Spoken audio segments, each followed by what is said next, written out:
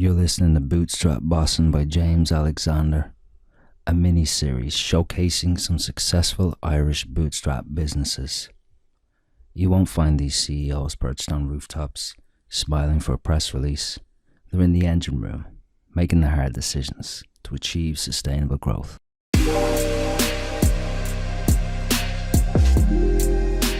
So, delighted to be joined by Bren Hennessey, who is the CEO of Spark. Spark is a data and AI-led software consultancy and product development company headquartered in Ireland. Bren, thanks for joining us. Thanks a million for having me, James. Great to be here. Brilliant. So, Bren, perhaps in your own words, do you want to maybe tell us a bit about Spark and who you are? Yeah, sure. Where do I start? Spark, we're a data and AI accelerator partner. So we partner with a lot of large-scale enterprise customers and scaling SMEs to help accelerate their AI and data initiatives. I guess a lot of the work that we do with our customers is very, I don't like to use the word, but very transformational in terms of ensuring that they get better use out of their data, they get better business objectives and goals out of their data. And also we help customers automate a lot of their processes. Brilliant. Okay. And how did it start? Where was Spark born? Wow. Where was Spark born? It was born over a couple of pints, like most good ideas. So myself and my two other co-founders, John Clark and Steve Bell, we discussed about, looking to go on a journey with each other. We've worked together before. We were comfortable working together. We felt like it was a good team. But it was really, we spotted an opportunity within the technology consultancy / kind of partner industry. And what we did was, instead of just having a few pints and saying, oh, this is a great idea, we actually did a lot of research, James. So we spoke initially, before we even started the company, we spoke to 142 CIOs and CTOs. Okay. And basically open book market research, what you like about a technology partner, what you not like about a technology partner. And that really led us to formulate what the opportunity was, where the gap was. And I guess that's how kind of Spark grew legs in the initial stages. Okay, brilliant. So, for other perhaps entrepreneurs that maybe want to kickstart their journey, what was the point where you kind of said, right, we're going to go all in on this and start Spark? Yeah, I think it's sometimes it's quite hard for people to pinpoint when that decision was. But I think for us, in terms of doing that market research and getting clear indicators are really important in our business, and getting that indication from people that here's a market that has a lot of buyers, from our research, a lot of disgruntled and unhappy buyers. And for us, we were able to identify through data to ensure that there's a market there with unhappy buyers. And if we're able to fix that problem, that gives you a lot of confidence. So I think it was the confidence that was built up through the market research, through talking to these CIOs and CTOs about their business challenges, allowed us personally then to say, right, now is the time to take the leap of faith. And then obviously, you start to discuss from a life point of view as well, because I think what gets missed a lot of the time, and certainly from speaking to people since we've started Spark who want to start their own entrepreneurial journey, I think there's the professional side, and that can hold people back at times. But if you have the data there, or you see the opportunity there and you believe in it, that's only one thing. There's also the personal side. People have families, people have kids, people have mortgages. So you might see a great opportunity, but actually your personal life and how things are might stop you more so, rather than the actual professional opportunity. And that was something I think, myself and my two co-founders, we joke a lot. We're of different age demographics, not too much, but the guys are slightly older than me. Okay. And they have 3 kids. I have no kids. My partner would tell me that our dog is our kid. I was going to say, you have a dog. But yeah, so that's different. So you need to think about that as well. But I think once we realized, okay, so we're up for this. We're up for this together. I think a support mechanism is something important, and then also seeing the opportunity. All that collated together was really how we said, right, now we're going to go for this. So it's not really just one moment in time. I know a lot of people like to hear that, or it sounds cool, but it's really a collation of making sure that you've actually got a really strong business case, that your partners are on board, that your family life's on board. So it's a big collective, I think. Yeah, okay. And obviously you're data and AI led as a business, so that's kind of your niche. Was that something that was very clear from the start, or did that evolve as Spark grew? Yeah, I would love to say it was super clear. And that's the nice thing to say, right? But it wasn't. I think what was clear for us is we looked at the industry and we looked how it was served to current customers. And I think the last 10 or 15 years in particular, I think it's been very heavily dominated by software engineering.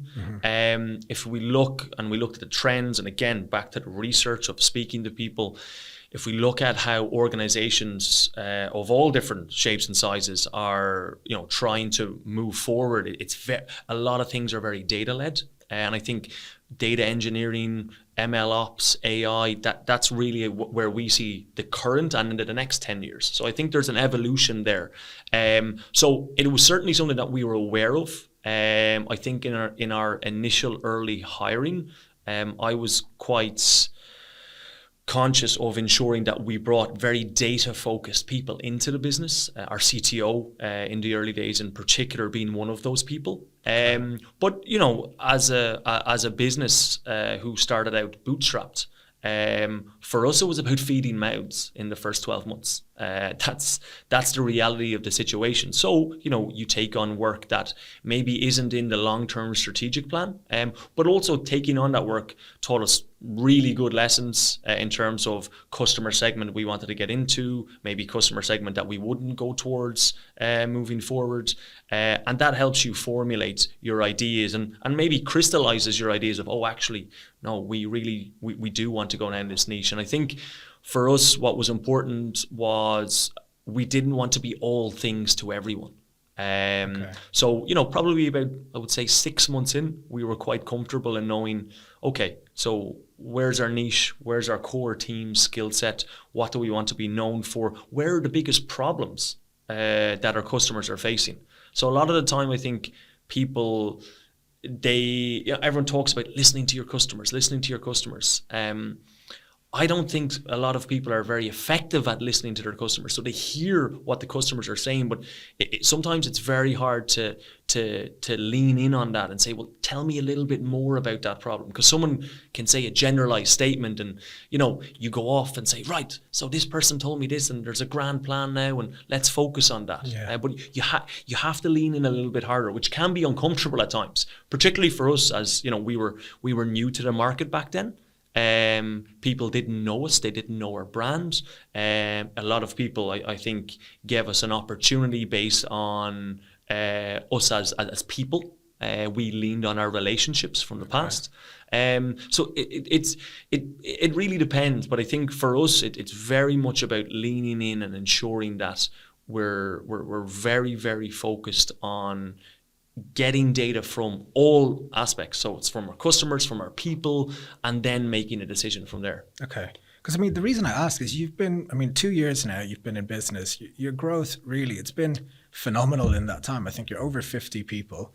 And, as a bootstrap business, how do you stay disciplined in terms of making sure there's money coming in, but also into the lane that you're sort of designed to be on? Great question, and love that you use the word discipline. I think that is probably at the core of what all early stage bootstrapped businesses have to have, because whether you like it or not, cash flow is always going to be a thorn in your side. That never goes away really.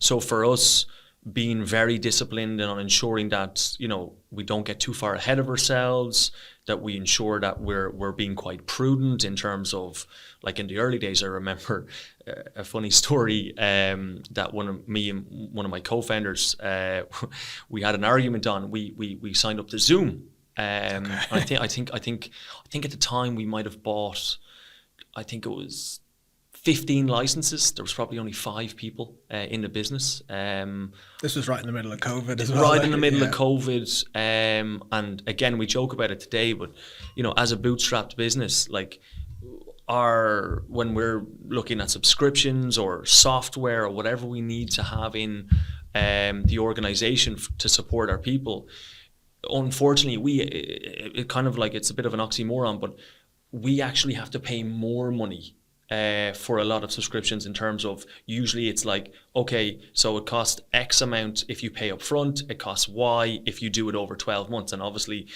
going down the Y route is always more expensive. But if you're a bootstrap business, it allows you to pay incrementally over a 12 or 24 month period. And that's just something that you can't get away from. But again, in my eager early days at the start, I had agreed to paying for 15 or 20 subscriptions upfront, and John let me know that was not a good idea moving forward. So it's small things like that you have to constantly be checking. Particularly when you bring people into the business. And you give responsibility and you give budget remit to people, it's really hammering home the message of, hey, cash flow is important. We're a bootstrapped business. We have to make sure that we're always questioning, are these the right payment terms for us? Can we afford this in the short, medium, and long term? So it can be tiring, but you have to have that discipline. I would say that's one of the key factors in the first 12 to 24 months of starting any sort of bootstraps business. Okay. And like, let's talk about those first 12 months. Like, were there any, I suppose, major sort of decisions that you kind of had to make, or maybe couldn't make, you know, because you were bootstrapped and you sort of had to manage that cash flow very tightly? Yeah, I think there was a lot of decisions that we could and could not make and wanted to make as well. I think it's interesting.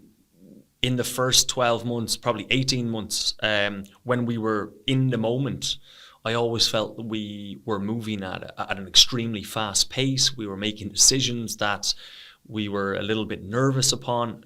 It's only when you step out, and you know, we're almost 2.5 years into it now, so still pretty early days, but certainly at a different stage to the early days. I think it was very obvious to me now, stepping out, actually we weren't moving that fast. And I think in the first 12 months, there's a couple of things that stand out for me. One in particular was bringing in one of our lead designers, who's actually our head of product and design now, a lady called Sylvia. That was a really big fundamental shift for us, because we at the time were very much bringing in people based on contracts and customers that we acquired. And it was almost like she was the first hire whereby we brought someone into the business based on no customer acquisition, based on no work. It was like, oh no, we need this skill set in the business. We know that it's going to be very important moving forward, but it was almost the first time whereby like we took that more proactive step ahead rather than the reactive steps that you normally have to take when cash flow is a problem. So it's always like, for the first 12 months, I think the majority of the time that we hired people, it was very much, okay, so if we win this piece of work, we need to go and hire. Versus now we've been in a more proactive state whereby we're seeing different trends, customers are looking for different skill sets from us, and we're trying to say, right, well, we need to hire ahead of time so that we can deliver on projects. So that first 12 months was very much almost 2 steps forward, 1 step back, again, because of that bootstrap nature.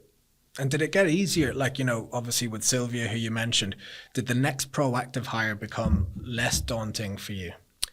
I think that was a turning point where I certainly felt, okay, so this is our business now. Like, you know, the first 6 to 9 months were like, okay, we're trying this out.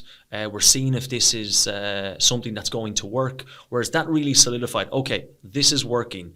We're adding phenomenal value to our customers.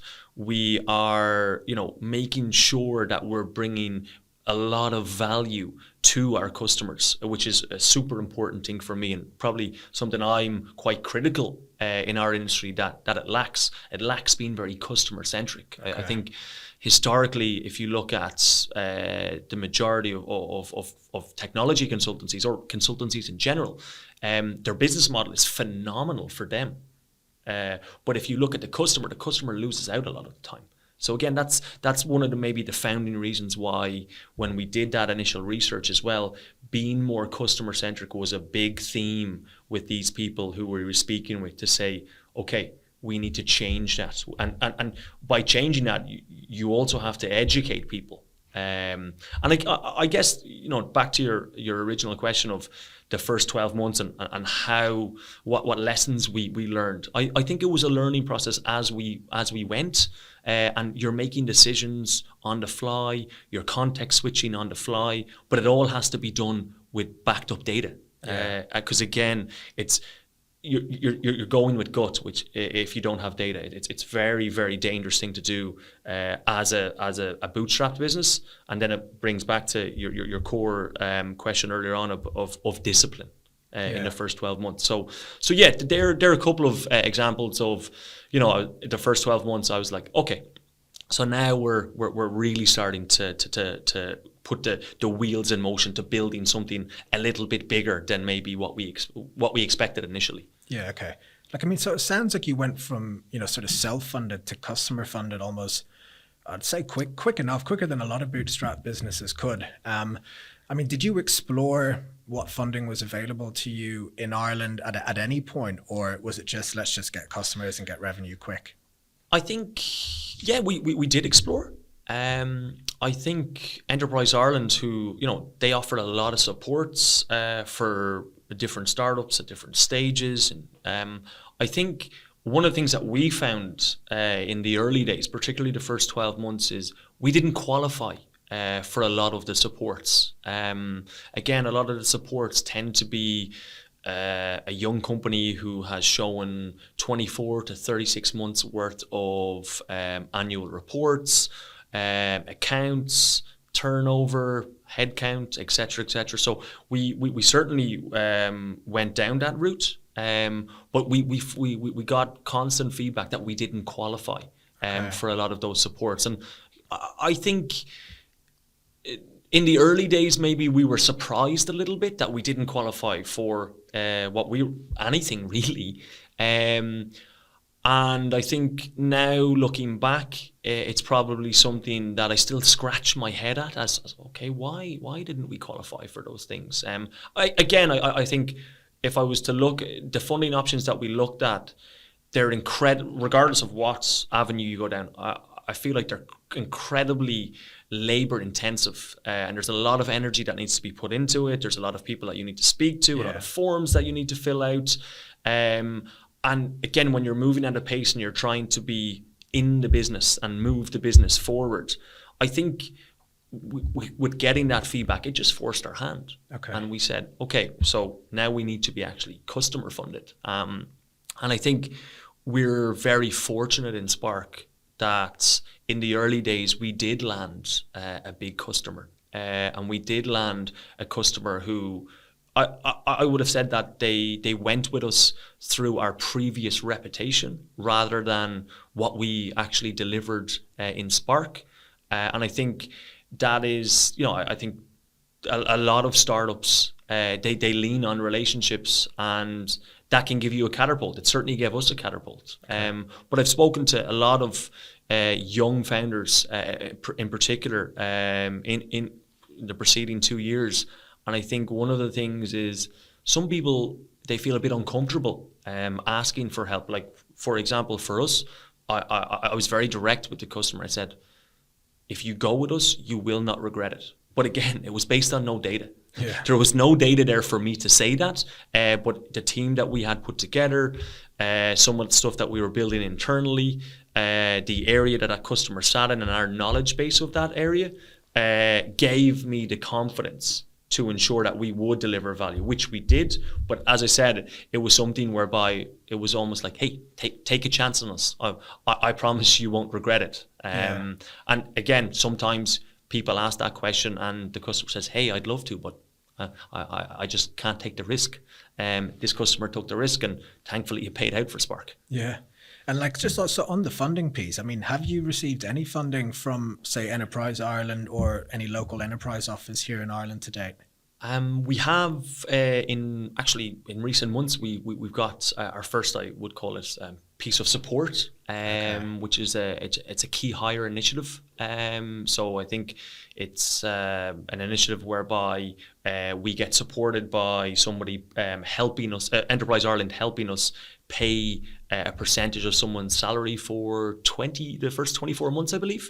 So that's great that we've started to get that. And I think, back to your original question of, the early days and the funding options that were available to us, now that we are a business that is just over 2 years old, we're starting to have the first year and the second year of accounts and, start showing profitability, et cetera, et cetera. So now we are starting to qualify for those initiatives that are out there. So again, I think that journey and that opportunity for us is just starting now. Brilliant. Okay. And you obviously mentioned that first customer, that sort of really helped you along your journey. You still would have needed a team to be able to deliver. So, I mean, talk to me about your early joiners and, surely you couldn't pay as well as, the near forms or whoever else it may be, but how did you go about attracting these people? Yeah, I think a lot of people ask us actually how in the early days and even until today, how we've grown so quickly. And I think if we look at, if you look at a lot of startup journeys, I think one of the commonalities that I hear from a lot of people is the challenge on talent acquisition and getting talent into your business is one of the biggest challenges for any startup. And I'm certainly not saying it wasn't a challenge for us, but I think our backgrounds in technology recruitment really helped us there because we had a deep network that we could lean on. We had people who we had worked with for over 10 years who trusted us, who we looked after them and their careers. I think we did a very good job in the early days and to date of selling what Spark is. It's very important, and I speak a lot about it with our people.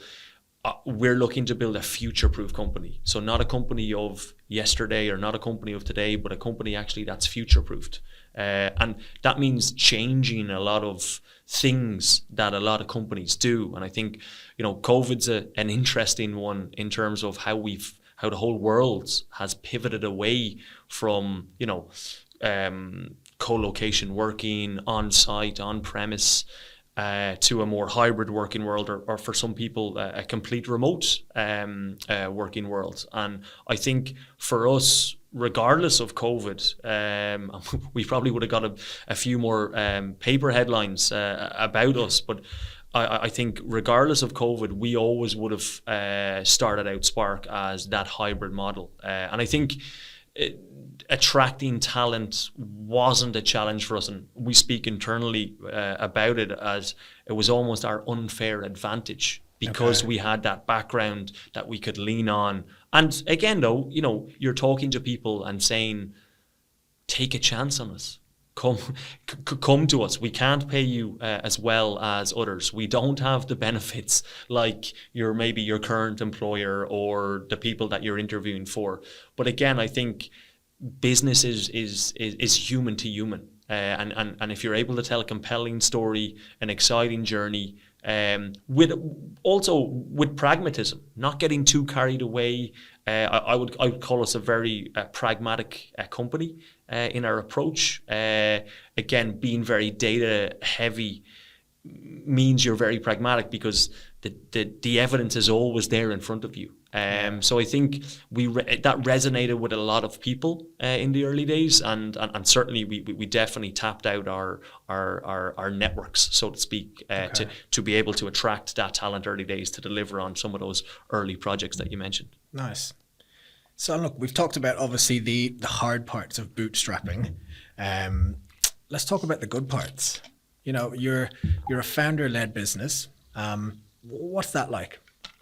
From my perspective, obviously there's three founders within Spark. I think for me, I wanted to ensure that I had a founding team that complemented each other. I would think that's probably, if I was to analyze myself a little bit, I'm a bit more aggressive in regards to ensuring that we execute on things. I think John Clark would be our big thinker, and I think Steve Bell, he kind of sits in the middle. He has pragmatism. He's very good on the strategic side, and when he sees the correct opportunity, he's very, very good at being aggressive and capitalizing on that opportunity. So I think that balance within a founding team for us was very important, and is very important to this day. And that I think that's given us a lot of confidence. I have very big respect for sole founders. They're putting everything on their shoulders. We've got three sets of shoulders that we're able to leverage off as well. So certainly, I think I don't know if I would have started Spark on my own. I don't know if it would have given me the reassurance that I needed, that, just when things aren't going as well as you planned, or there's a challenge, you have those compatriots to sit with you and to say, hey, like, am I thinking about this all wrong, or how do we sort this situation? Sales and marketing, that's probably what bootstrap businesses that are sort of technology businesses won't really invest in, or can't invest in initially. I mean, what did you guys do from a sales and marketing perspective? Any hacks you can share with people? Yeah, it's probably something even today. We've got mixed views on, and if you ask different people within the business, they'll probably give you different answers. I think early days we really focused on our own networks. Like, the founders have a deep network of people who we can lean on in terms of technology business leaders in general. So we leaned heavily on those networks initially, and that really drove a lot of the sales initially within Spark. I think after 6 months, we probably tapped out of that a little bit more, and then we had to start looking at different strategies. And one of the strategies was to bring in more salespeople. Mm-hmm. And I think we did that initially. We brought in 2 salespeople, one kind of more at a director level, and one more at I suppose you could call a intermediate level.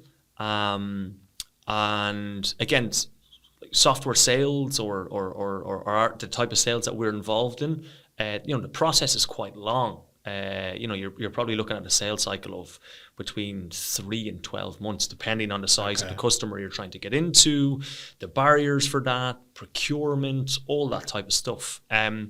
So there's not too many quick wins, I would say. And I think if I look at modern day sales, a lot of time people are looking for sales opportunities that garner quick wins, and that means you get quick results, and that means you get quicker commission and all that type of stuff. And I think initially being a new brand, telling our story about how we're, I guess, another internal phrase that we use, rowing against the traditional technology consultancy industry, that's tough. That requires you being a good storyteller. It requires you to be able to have the attention of a customer, and to keep the attention of the customer, to let them understand that, we're explaining a journey of why we're different. Because again, I think USP is pretty important, and I think in today's world it's even harder really to have a USP, because everyone typically is using the same kind of hacks, right? Yeah.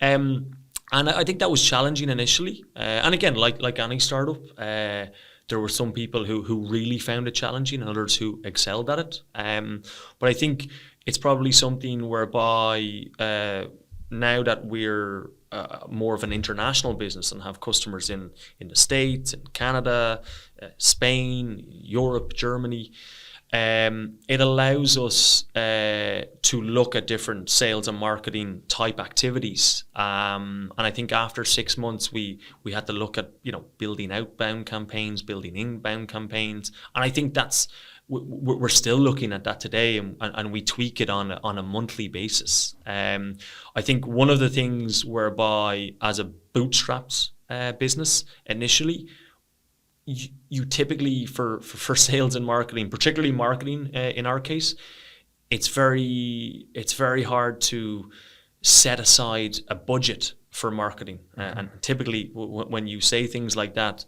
no budget gets allocated to it at all. Yeah. And I think for us, we were very, very focused on customer acquisition, bringing in sales, to be able to almost garner the finance to be able to have a marketing budget. So again, I talked earlier about that 2 steps forwards, 1 step back. Yeah.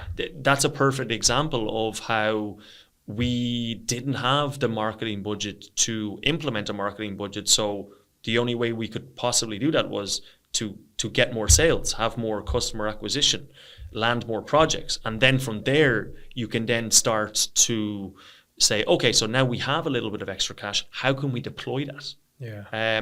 So sales and marketing for us is it's still something to this date that we're figuring out.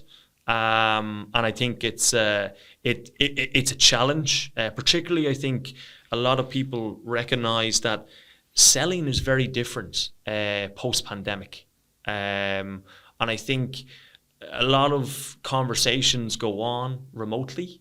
It's still, in my opinion, intrinsically incredibly difficult to build really strong, meaningful relationships without ever meeting somebody. Mm-hmm.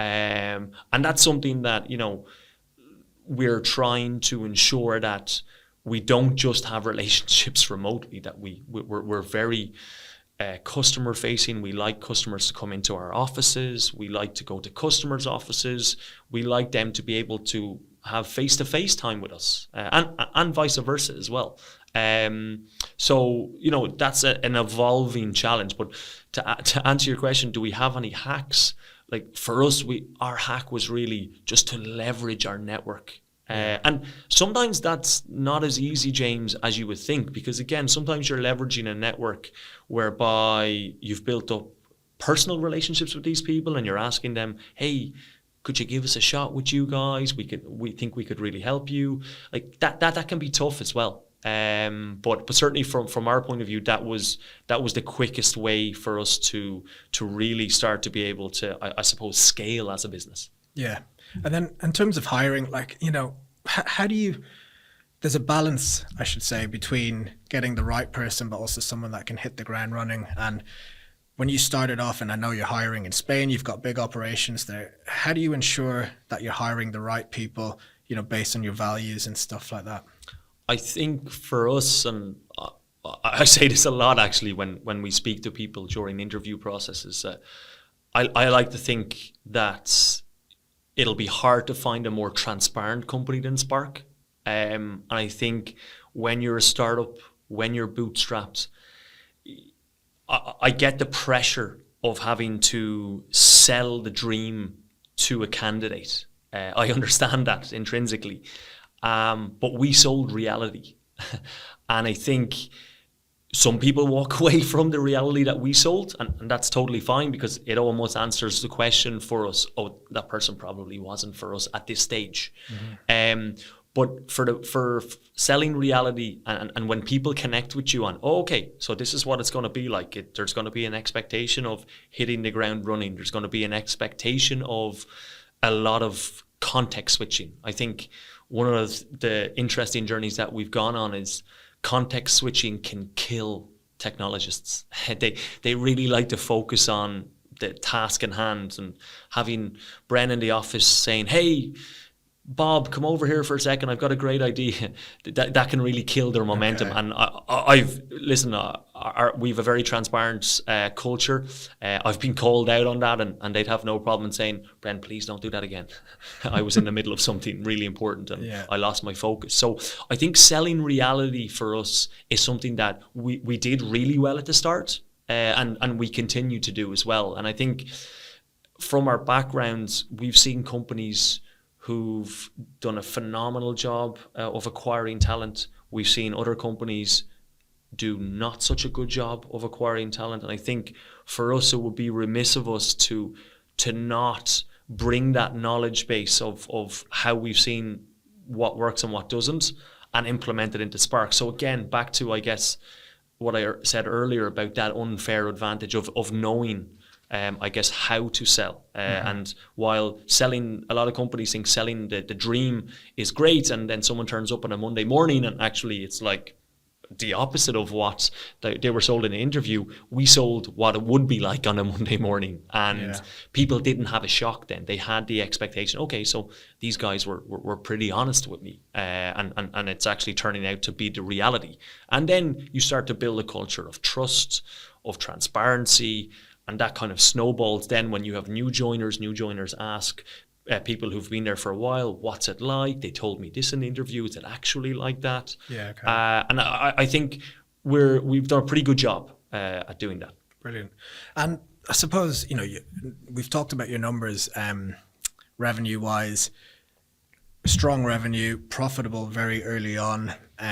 You must have been approached by angels to kind of want to get involved. And, how do you manage that conversation where you can grow a lot quicker with that money coming in? Again, coming back to discipline, how have you managed that?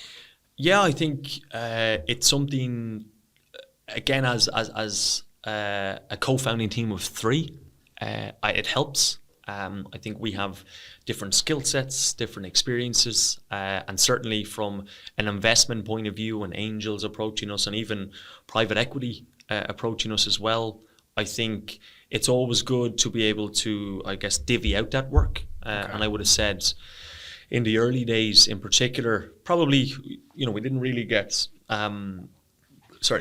we didn't really get too many inquiries until maybe 9 months, 12 months into the business. Okay.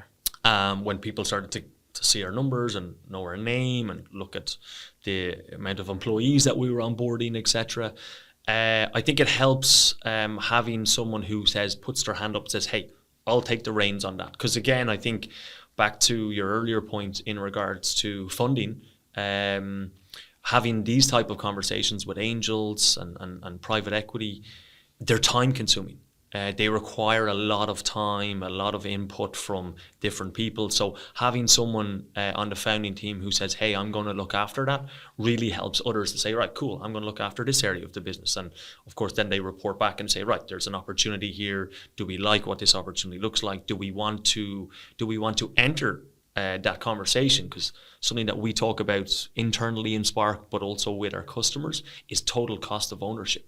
What do you mean by that? So in terms of, a lot of people think that when they're running initiatives or they want to roll out something, they think, okay, what's the cost of this? And then a lot of people look at the actual cost on paper. So let's say it's you're implementing a new HR system, which we're currently doing, right? Let's say the HR system costs 50K. Okay, that's the price that the HR partner is charging to implement your software. That's not your total cost of ownership. So a lot of companies and a lot of startups get it wrong, whereby they don't look at, okay, so it's 50K to purchase the implementation. How many man hours are we going to have to implement that? How much time is that going to take away from our team? Who on our team is going to have to do that? So, your total cost of ownership is probably in the region of 120K. Yeah. And again, it's startups who have to be disciplined with cash flow. Sometimes they can start to see, whoa, where did our cash go? Because again, total cost of ownership is not thought about deeply enough. So that's something that I think is something that we've been very lucky early on, that we were very aware of that, and we were very disciplined, is the word again, to ensure that, okay, well, if we speak to this angel or we speak to this private equity firm, how much time is that going to cost us? So, you know, that's something that a lot of people, and everyone talks about putting value on their time, but you have to know the value of your time as well. So that's something I think that having the core co-founding team support each other and take on responsibility on that helps others to be able to say, right, well, if you're focusing on this, I'll go focus on something else. Yeah, okay. So, I mean, in terms of funding moving forward, you know, you're talking about total cost of ownership. Your time is obviously probably quite sparse at the moment. How do you envisage conversations like that happening in the future? Like, when will you take it on, if at all? Very interesting and topical question at the moment. I think from a personal growth journey for myself, I'll only speak for myself. You know, I would have thought early days, particularly the first 18 months within the business. You know, we've been doing quite well. Things have been going quite well. I had a big focus on ensuring that, you know, the company that I start and the company that I own, I want to remain the owner of my company. Yeah. And again, that's a massive benefit of bootstrapping in terms of you're able to not just retain more equity in your company, but you're the person, and your team are the people who make the fundamental decisions without having to, I suppose, include anyone else. And that's very powerful because you can move at a quicker pace from a decision-making process. On the flip side, you know, as you go through a 2-year journey of bootstrapping and you see the benefits, which there are many, in my opinion, and I certainly wouldn't have changed anything to date in terms of bootstrapping Spark initially. But you do start to see and the energy and time consumption of being bootstrapped. It means you have to be even more disciplined. It means that you have to dig in deeper to every single decision that's made in the business. Sometimes it's quite hard to delegate decision-making processes to other people in the business because maybe intrinsically they don't know how that will affect cash flow. And again, it's not their job to know that either. Yeah. So I think where we're at the moment and where we look to go to in 2023, and I guess, you know, we talk about phases. Phase 1 for us was 0 to 2 years. That was us as a startup. That was us learning things. That was us bootstrapping. You know, years 2 to 4, looking at international growth, expansion. I think we'll have to look at different options. Again, I go back to the learnings that I took is bootstrapping is extremely energy draining because you're restricted a lot of the time in terms of looking to implement initiatives into the organization. And that can be frustrating for you as a founder, but probably more important to recognize it can be very frustrating for your people. Like, for example, like the HR integration that I spoke to you about, like that's very overdue in Spark. And it's something that people have been crying out for I would say 12 months. But again, we simply just weren't in a position 12 months ago to implement that. Yeah. And it's great now, but again, I think back to when you're transparent on the reasons why you can't implement something, I think the majority of people understand. I think sometimes you can, speaking to other people who have, I suppose, similar businesses or at similar stages in their journey, I think sometimes it can be a bit of a scary thing to be transparent to your people, to say, oh, we actually are tight on cash flow this month or this quarter, because who knows, maybe someone picks that up as, oh, are you going to be able to pay my salary? Like, yeah. It's tough, right? Do you have those conversations with your people, like, to that point? We thankfully we haven't had to have conversations as of yet in regards to, hey, we don't have money for you to pay your salary, but we certainly, like, we're very comfortable in telling people, hey, we can't kick off this initiative because we simply don't have the money to do that all at once. So absolutely, we're comfortable like that. Again, Spark's fundamental philosophy is like radical transparency. That's something that we're very, very big on. And it sounds great from a marketing point of view, but when you're in the day-to-day of it, it's very different as well. And I think transparency is at our level anyway, it's for some people. It's not for everyone, I've learned. But certainly we'd be quite comfortable in sharing that with our people. And they typically tend to understand. But again, that goes back to now we enter a new phase of growth, and we enter, I'd almost say, a mindset shift, because we are moving out of the startup phase, in our opinion, to I guess we're growing up, you could call it. And that's different. That's a different journey. There's a different mindset that's needed. We have to ensure that we keep the cultural nuance that we've built, that we've been very proud of. One of the things that I'm really proud about it within Spark is the diversity that we have. So we're 55 people at the moment, but we've got 19 different nationalities. Wow.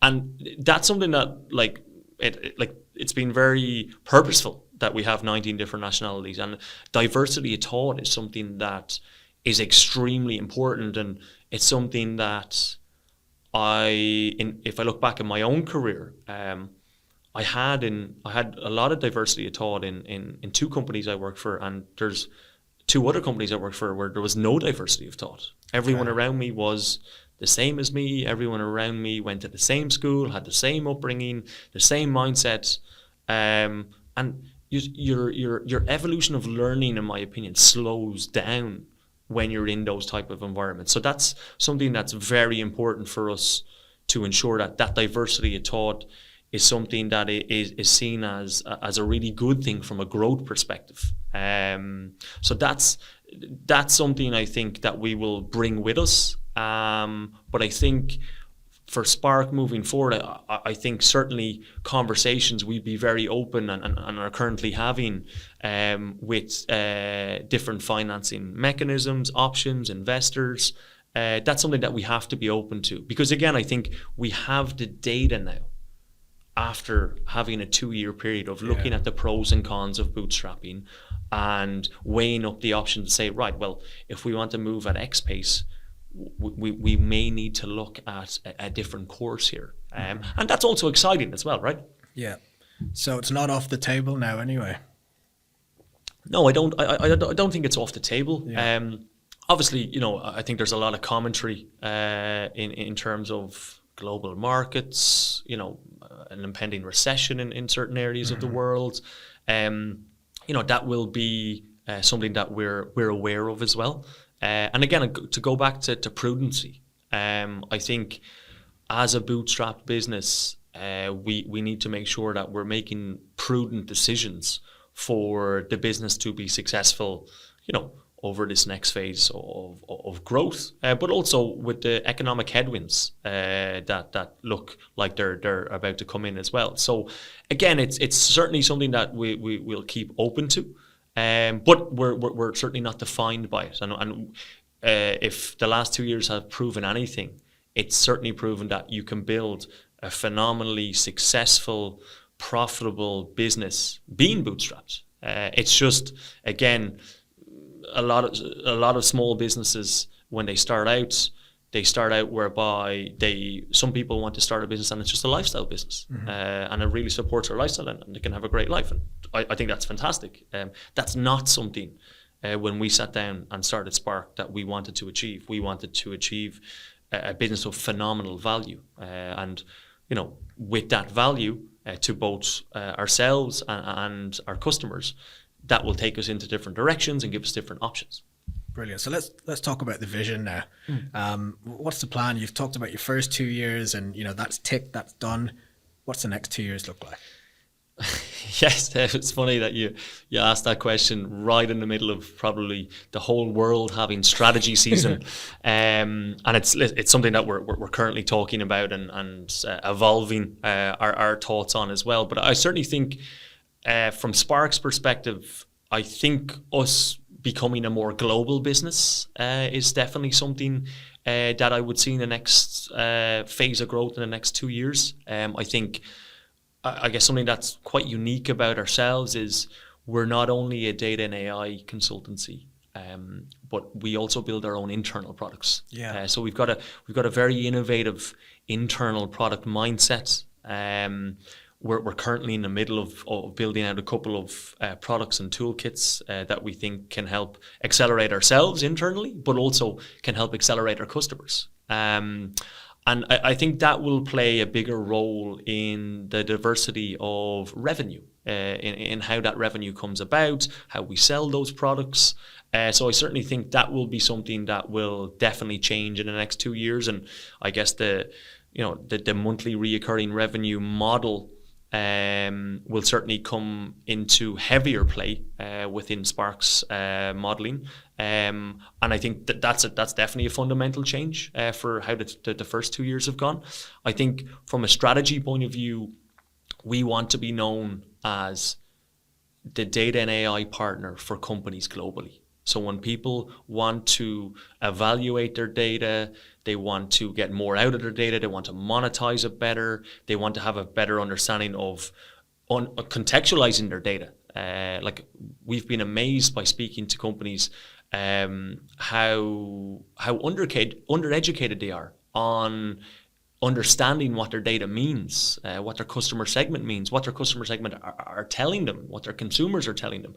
And that's where we're very good at coming in and helping those organizations to understand that in a very digestible way. So one of the things we always speak with our customers about is we're not technology-led, we're business-led, we're business outcome-led. And that's a key differentiator, I think, to how a lot of organizations pitch themselves. They pitch themselves as a technology company. And we certainly are a technology company, but our mindset is, well, what's the business outcome that we want to achieve for our customer or for ourselves? And when you look at it holistically like that, that's the important question. That's the important solution we need to get to.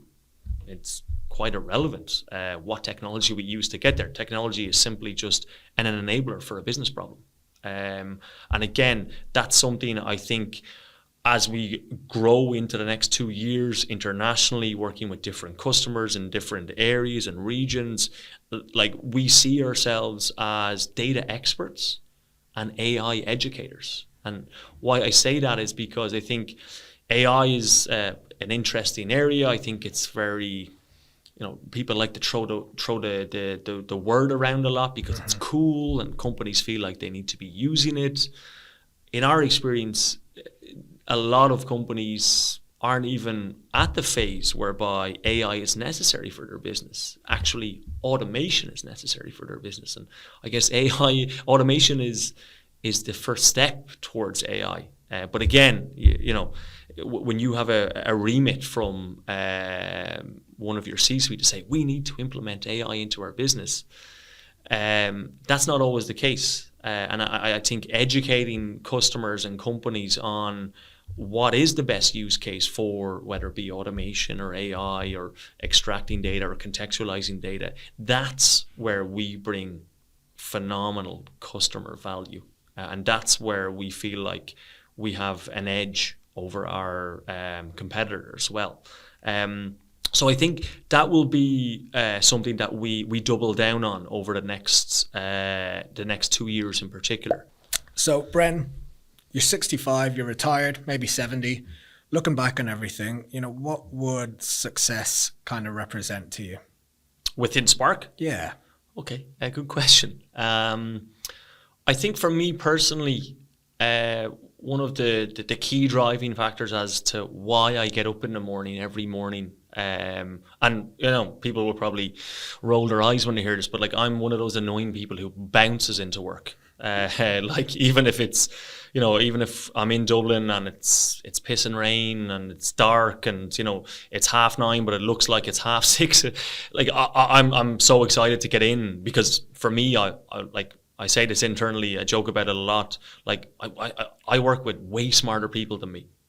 So every day is a school day for Bren when he goes in, which is great. But I think for me, when I look at what Spark's trying to do as a company and how it's trying to be, as I said earlier, that future-proof company, I think laying a platform for people to ensure that they come into an organization like Spark, they get an opportunity to work with other like-minded people, other non-like-minded people as well. It's very, very important. They get to work at the core of really innovative products, platforms, solutions that we build, and that they get an opportunity within Spark for their time that's in Spark, to be able to better themselves. And I think if I look at why we have been able to attract the, in my opinion, and of course I'm biased, the phenomenal talent that we have within Spark, it's because we're giving technology people in particular an opportunity to come in and not just work on technologies that they're subject matter experts in, but technologies that they haven't got an opportunity to commercially work with before. And what that does is it drives innovation. It drives people to say, oh, I've never worked with this before. I didn't realize I could do this. Oh, actually, maybe we can do this with customer X or customer Y, and that could help their business goals. And creating that innovative environment allows us to do two things, in my opinion. And something that, looking back, I hope I'll be proud of is if someone turns around to me and says, my time in Spark, I learned, so much, and it allowed me to go on in my career. And to elevate my career, and that I was more maybe marketable to the labor force. And that's probably a strange thing for people to hear in terms of, well, do you not want to hold on to your people? And it's not that we absolutely want to hold on to our people, but I guess the old school mindset of, oh, let's stick with a company and I'll work there for 10 or 15 years. Like guys, we're walking blindfolded if we think that's the case for the next 10, 15, 20 years. That's just not how we work now. Like, even if you look at it from a consumer point of view, like, look at how much we change everything in our lives. It's probably every 2 years. There's definitely a correlation there of why I think you probably know better than me, James, but the average lifespan of an employee in a company is what? 18 months, 2 years? Under 2 years, probably. Okay. Within technology. Yeah, within technology. So, like, there's a correlation there. And I think for me, for people to be able to come in and give 120% to Spark, and for us to give it back to them, and then when they do move on, that we shake hands and we say, hey, you're in a much better position now, and so are we. Thank you for that. That's probably something that I'll hopefully sit back in years to come and say, right, that's something that I was a part of. And again, it's a team effort. It takes a lot of energy to create an environment like that, to stick to that environment. So that's hopefully something that I can say in years to come, that Spark was that type of company. Nice. Well, Bren, look, thanks very much for being the first guest on our podcast. An honor. And like, honestly, congrats to you, Steve and John, and the rest of the Spark team on phenomenal growth in the last 2 years. And we look forward to seeing where you are in 2 years' time. Appreciate your time. Thanks for having me today. Thanks, and all mate. the best. Cheers. Thanks.